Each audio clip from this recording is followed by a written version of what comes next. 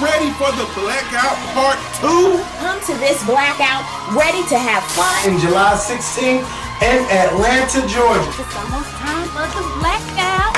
Hey, is you ready for the blackout? Hey.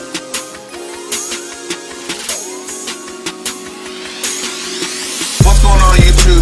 Tamar, What's going on YouTube? Washington. This is boy, Marty for here once again. Hey, what's going on YouTube? It's your boy Marty for here once again. And first, before we get into this new video, I'm letting you guys know we're about 39 to 40 days until the YouTube blackout. So I want to make sure that you guys are aware that the blackout is going to be featuring myself, Sweet Addictions TV, The Scorpion Show, Miss Pete TV, Messy Miles, DJ's World, Forest Rocks. We got Brian B and Alonzo Larone coming in, a special guest. Of course, you know, we got Ashley Miller. Like all of your favorite YouTubers are going to be coming together and having this YouTube blackout. Now it's going to be July 15th through the 16th. The 15th, we're going to be hitting it up at Six Flags early in the morning, so make sure you guys are ready for that. Make sure you guys reiterate your life insurance policies, because I know I am dealing with these motherfucking roller coasters. And the 16th is the actual meetup where we're going to drink, party, have a Q&A, have fun, and just be merry. So make sure you guys attend that. Send your $25 for insurance. You can either do $25 at the door, or you can send it to Sweet and Greet C. I'm gonna spell that out because I don't feel like putting up the subtitle. SWEET in GREETC@gmail.com. Send your $25 there through PayPal or what have you, and we'll see you guys there. So now that we've gotten that part out of the way, let me make sure that we're gonna discuss some things on this here Washington Post. I'm doing some good so far. This is the second Washington Post I've done in about a couple of weeks. So I'm trying to make sure this thing keeps it going. There was a topic I've been kind of avoiding just because I had a conversation with a friend of mine about it, and it got like, I don't want to say it got heated, but you could tell that he was getting frustrated because I wasn't necessarily agreeing with his views on it, because it didn't really make much sense to me. But, so Stacy Dash.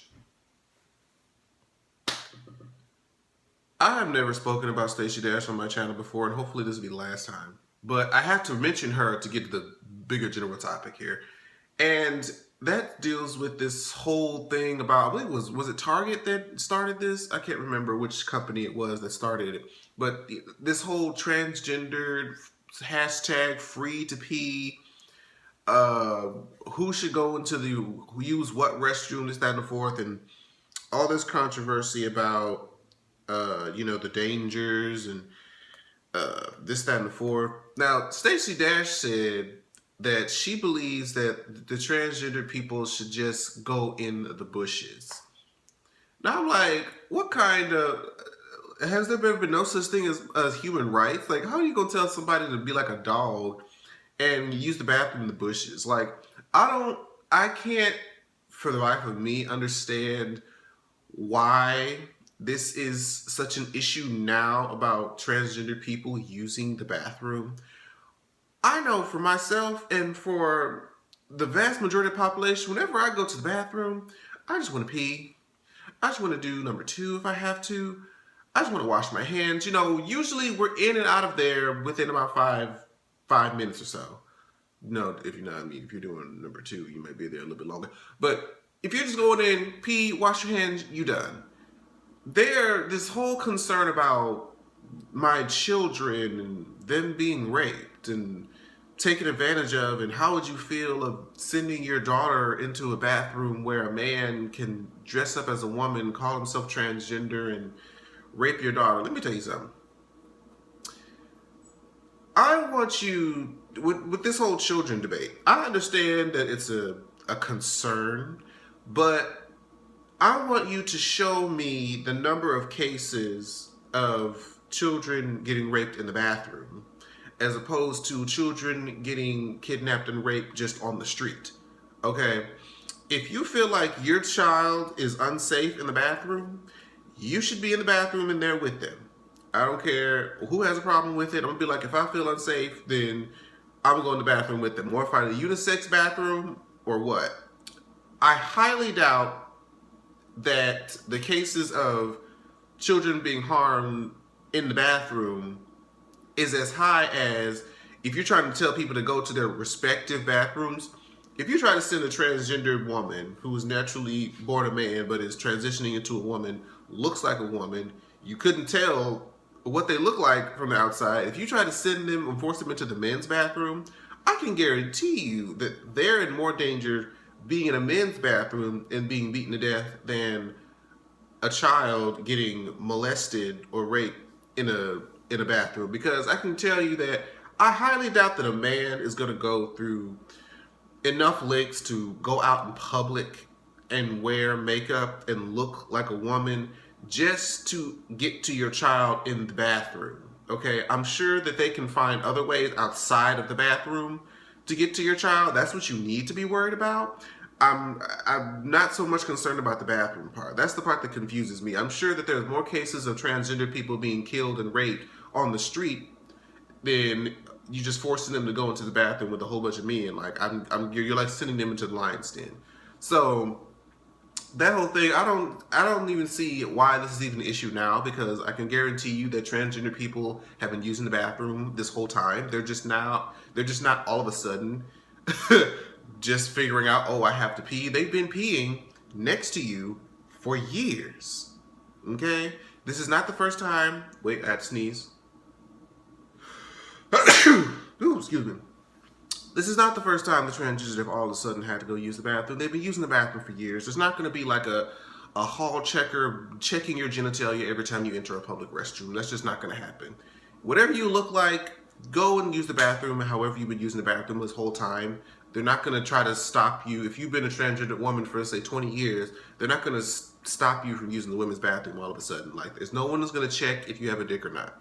So even though y'all try to have this whole hoopla about it, guess what? It ain't gonna stop nothing from happening. If you're worried about your children's safety, focus more on their safety outside of the bathroom. And if you're that concerned, go ahead and join them in said bathroom, and then you won't have any problem. I can guarantee you there's more issues outside the bathroom than inside.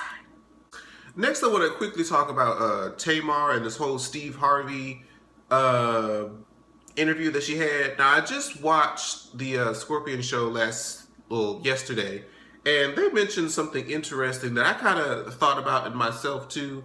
Like when she was talking about on the Steve Harvey show, she didn't know she got fired, she didn't know why.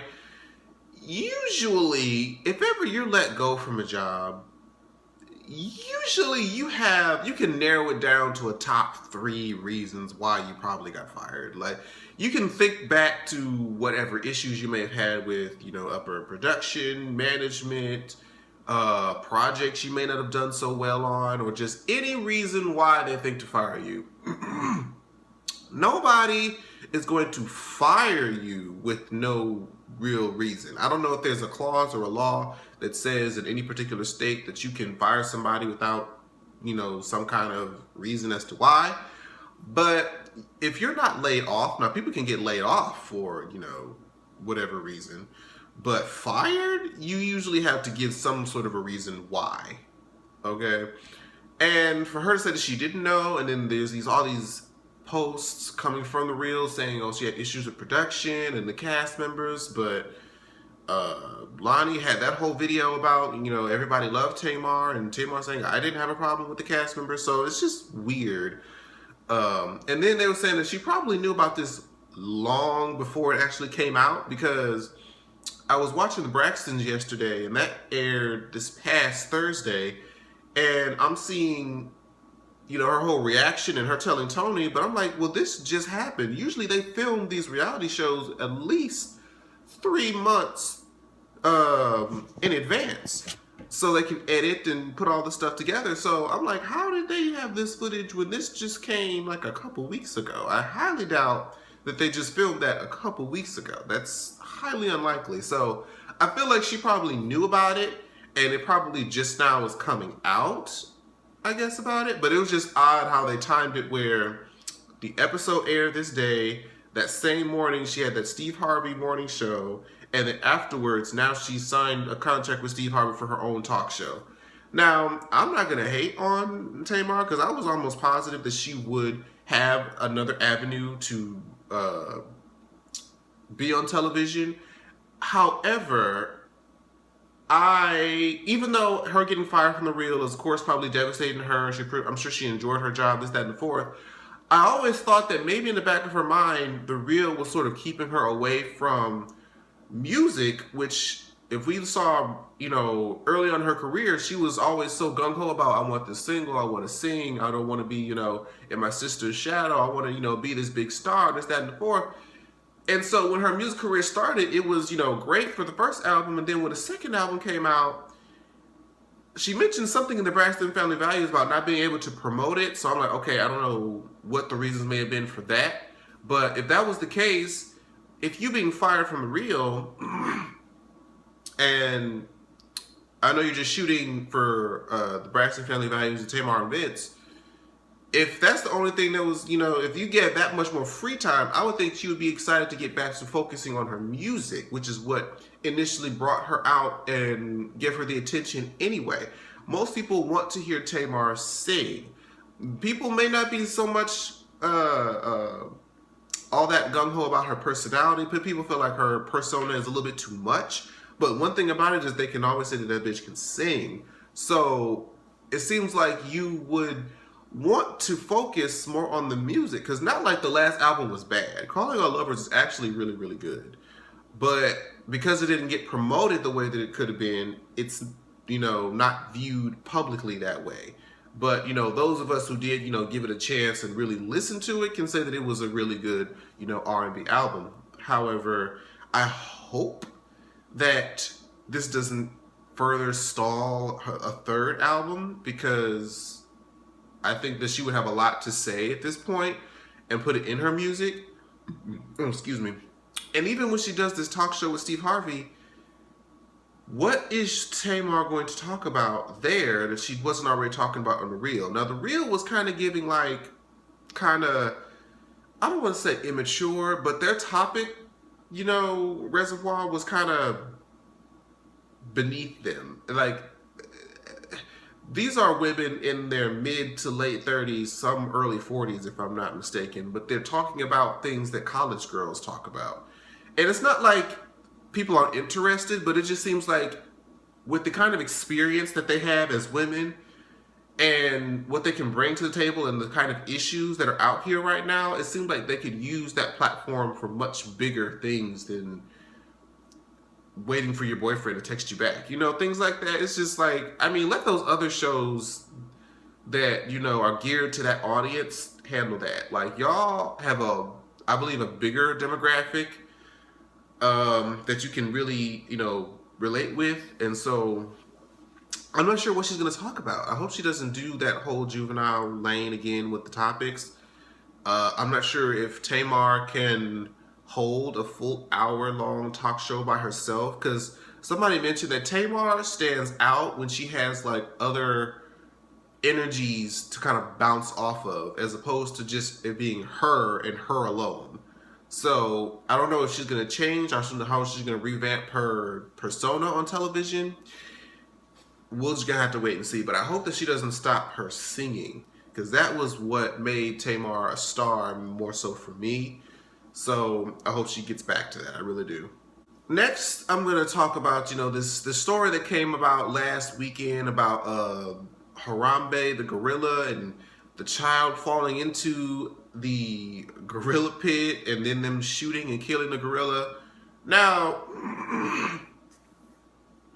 I have had mixed emotions about this, because a part of me feels like a little sad that the gorilla had to die, just because watching the video, the boy, he didn't seem like he was trying to harm the child. It kind of felt like he was protecting him in sort of a way. And it's not, uncommon, because, humans and apes are like first cousins as far as the species spectrum goes. So humans sort of resemble gorilla babies probably through their eyes. So it is kind of sad that he had to die, just because I guess looking back on it, it didn't seem like he was trying to hurt the child. But on the opposite end, let's say, what if it was your child and your child fell into the gorilla pit? You would just be trying to think, protect my child. You're going to think that that gorilla is mad and could potentially knock my child out with one swipe of the hand, and that would be it. So, and then they talk about, tranquilizer would take far too long to affect the gorilla in time, because, and then also if you're a wild animal and you get stabbed by something all of a sudden, and then your brain starts getting woozy and your vision gets blurry, you're going to start going ape shit too. You're going to probably start knocking stuff over, not really aware of what you're doing, because you don't know what's going on with your body. So that could have really put the boy in danger. So I guess they just felt like the only way to ensure that the child would be safe was to kill the gorilla. And, like I said, a part of me feels unsafe. I mean, not unsafe, but a part of me feels like it's a little unfair for the gorilla, because if you think about it, by, distributive property or whatever that property would be called, it's really the mother's fault that the gorilla is dead. Because had the mother just been paying just a little bit more attention to her child, he probably wouldn't have fallen into the ball pit. Now, I understand things happen. Children wander. You can't, shit happens. But you still have to take some responsibility for this bitch, because there's no way. Like, and I saw that she was, I was hearing stories about her having to monitor like 4 or 5 other kids at the time. And I guess, some kids wander off. But it seems like you should have some sort of a system to watch each and every one of these kids, because, and then, it was a whole different story. Like, at first, people were saying that, they didn't necessarily blame the kids, because, well, not the kids, but the mother as much, because they said it should be the zoo's fault, which a part of it is definitely the zoo's fault, because what kind of cage do you have, or what kind of barriers do you have that separate this, however many 1,000-pound gorilla that can kill a person with ease? What kind of barrier do you have between them and the public, like, to where a small child can just tossle his ass on into the pit? Like, what? Even if there was a negligent mother, that there's going to be children walking around this particular place, because children is the main demographic to a zoo. So for you to have it so that it's just so easy for somebody to just tumble into a gorilla pit, I have to give the side eye to the zoo as well, because what the fuck? You can't, it don't work like that. You can't just have a stick fence and just expect that to be enough. Like, no. And like I said, it's really, unfortunate. And of course, the world was just throwing all sorts of racist comments. I saw a story about this one lady from Bank of America who was saying all these racial slurs in reference to the story. Let me tell y'all something. I don't understand why people feel it's a good idea to go on social media, spew hatred to a group of people, usually minorities, and think that it won't come back upon you, okay? Especially if you broadcast where you work at. There's been countless times and countless stories about people getting fired from their jobs because they went on the internet, said stupid things about people, stupid hatred and ignorant things about people, and those groups of people saw that where they worked at, contacted that workplace, showed them what one of their employees was saying about people, and got them fired, because no company wants to be the face, or no company wants to have anybody representing them that's spewing this hate, because it looks bad on their part. Because it's like, well, if I'm employing this person, that means that I must agree with this person. And no company wants that. And so they get fired. And it's even crazier how some people will sit there and be like, oh, we don't have freedom of speech, and just because somebody said their opinion, that means that they can't work. Look, you can have an opinion, but where you mess up at is putting it online for people to see. Because everybody has their own opinion. What you say to yourself and in your own house to yourself is your business. But once you put it out there for people to see, then it's a little bit different. So you have to be aware that companies can see these things, and you're a representation of the company. So if they don't want that representing their company, they're going to get rid of you. So, and now she's going to have a really hard time finding work because this is such a public story. Ain't nobody going to be wanting to hire her. Nobody want to be attached to that. I mean, unless it's, somebody who's racist with, I mean, even still, like, what company wants to be known as publicly racist? You know what I'm saying? But either way it goes, so much back to the gorilla. I'm glad that the boy is okay. I feel it's unfortunate that the gorilla had to die because of the mother's negligence along with the zoo's negligence. Especially since he didn't seem like he was, trying to harm the child. Now, if he was, an aggressive gorilla and was showing, signs of that, then, hey. I'd have to just throw my hands up with that one. Like, look, you had to go. But since it didn't seem that way, it's kind of sad. And then, all these animals being in captivity anyways, and how they never really seemed happy, and how you could just imagine like what it would be like to go from being in the wild and surviving on your own with your own instincts to being locked in a cage, being force-fed whatever kind of food they give you, just to be put on display for people to gawk at, probably throw shit at you and stuff just to see what you would do. Like, zoos are, they're cool to be exposed to different kind of animals, but they're really kind of, harmful to the animals. It's kind of like a torture chamber somewhat. But it's a sad story that he had to die. But like I said, I am glad that the child is okay. Lastly, I'm going to talk about how just a couple days ago, I think it's been 2 days at this point, we just found news that Muhammad Ali just passed away. I believe he was in his 70s, 74, 75 years old. And, he was known as one of the greatest boxers of all time. Now, of course, with any death or any public news like this or loss of a public figure, because we all know that Muhammad Ali had like a black and African American and Muslim background, and there was a tweet that came from, there were multiple celebrities giving their condolences. President Barack Obama gave a full speech about, Muhammad Ali's passing, but it was when Donald Trump sent out a tweet saying, he was one of the greatest of all time, and we respect him for what he done. And there's like all these supporters saying that Muhammad Ali belonged to all of us. And a lot of people took offense to that because Muhammad Ali was someone who made his blackness a point. And so, like, he was a proud black man and did, a lot of things for the black and African American community. And for him to have a Muslim background and for Donald Trump to say he was one of the greatest of all time, and we know that Donald Trump has that whole block out Muslims, Mexicans, and just minorities, period, from the country. People had a lot to say about that, and it was very hypocritical.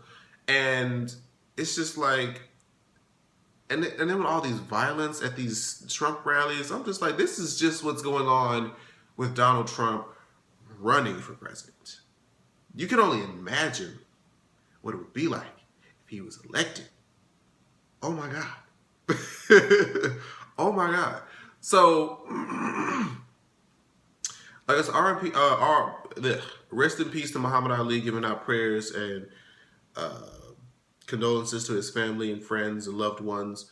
But one thing about it is that Muhammad Ali can definitely say that he left a positive legacy behind him. His life is viewed definitely positively by the public as a whole. So he did a lot of great, amazing things, and he left a great legacy behind him. So R.I.P. to the champion.